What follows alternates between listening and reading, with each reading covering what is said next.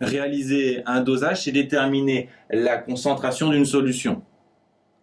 Spectrophotométrie est un mot beaucoup plus spectaculaire. On se dit que si on arrive à le caser au Scrabble, on doit gagner le jackpot. Mais c'est intéressant de le regarder de plus près. Si on le décortique, métrie signifie mesurer, photo, lumière, spectro, spectre. Un dosage par spectrophotométrie consiste donc à déterminer une concentration en la mesurant avec de la lumière, et on verra un peu plus tard pourquoi une telle importance a été donnée au terme spectre. Quand on fait un dosage par spectrophotométrie, on envoie un rayon de lumière monochromatique sur la solution colorée dont on cherche la concentration, et une partie de la lumière va être absorbée, et c'est ça que mesure le spectrophotomètre sous la forme de l'absorbance. Ce qui est essentiel à comprendre, c'est que plus la concentration augmente, plus la solution va être sombre, plus elle va absorber de la lumière, et donc plus l'absorbance sera grande. Deux chercheurs, Beer et Lambert, ont construit une grandeur appelée absorbance, retenez bien ce terme technique, de façon à ce que concentration et absorbance soient proportionnelles. L'intérêt, c'est qu'ainsi, ces deux grandeurs sont reliées par une droite, à condition d'avoir un étalon. Non, pas celui-là. Un étalon en physique permet d'étalonner, c'est une grandeur repère. On prend une solution dont on connaît la concentration et dont on mesure l'absorbance.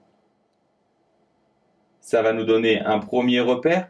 Comme on a une relation de proportionnalité, on a un deuxième point à l'origine du repère, et donc on peut tracer la droite qui relie A et C.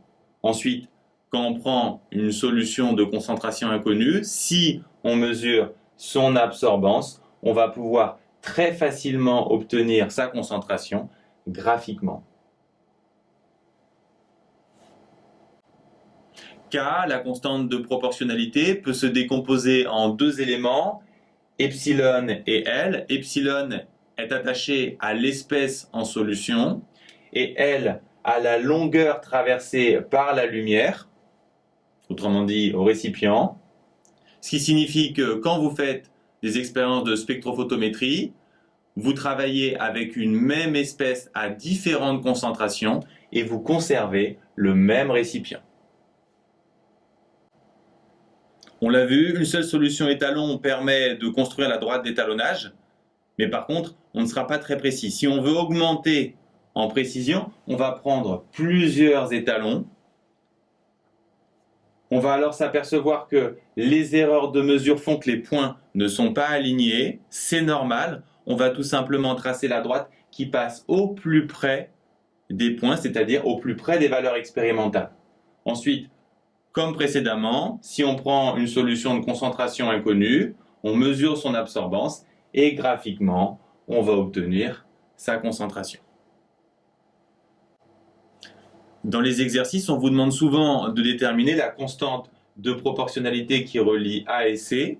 C'est la pente de la droite et on la trouve de la même façon qu'en maths. Rappelez-vous, en maths, si on a une droite du type y égale à x plus b, on trouve la pente petit a en prenant deux points et en utilisant la formule yb moins ya sur xb moins xa. Il faut adapter cette formule ici. Comme premier point, on prend l'origine du repère et comme deuxième point, on prend un point de la droite, attention, pas un point expérimental, pour plus de précision. Ensuite, pour déterminer K, il faut adapter la formule. En ordonnée, on aura des absorbances, donc absorbance de P moins absorbance de 0, et en abscisse, des concentrations, concentration de P moins concentration de 0. En 0, tout est nul, donc on aura finalement A de P sur C de P. Si on vous interroge sur les unités, l'absorbance est sans unité, les concentrations sont en mol par litre, et donc K sera en litres par mol. Ainsi, on a deux méthodes pour déterminer la concentration, la méthode graphique et la méthode par le calcul, puisqu'une fois qu'on a déterminé K, C va être égal à A sur K. Enfin, pour augmenter la précision, on vient de voir qu'on a une stratégie, multiplier les étalons, mais il y a aussi un deuxième point sur lequel il faut faire attention, il faut déterminer la meilleure longueur d'onde possible, et c'est ce qu'on va voir maintenant.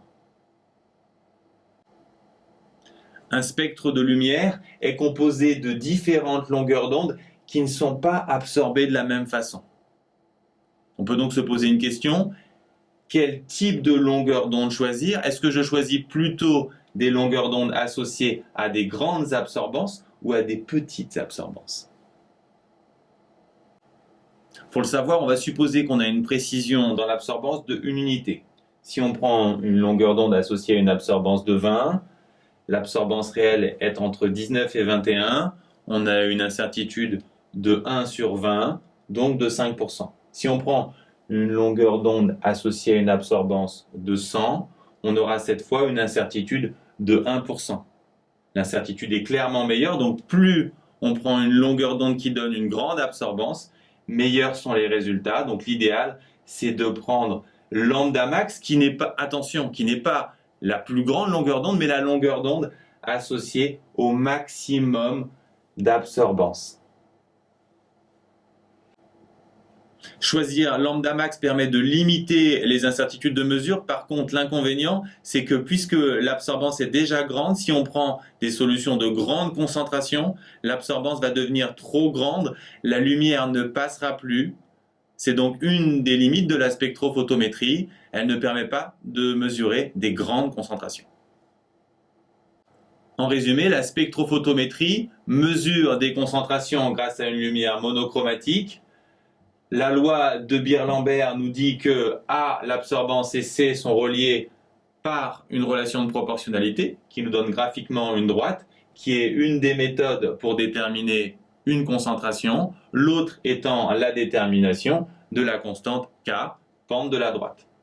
Pour améliorer la précision, on peut multiplier les étalons. On choisit également la meilleure longueur d'onde possible.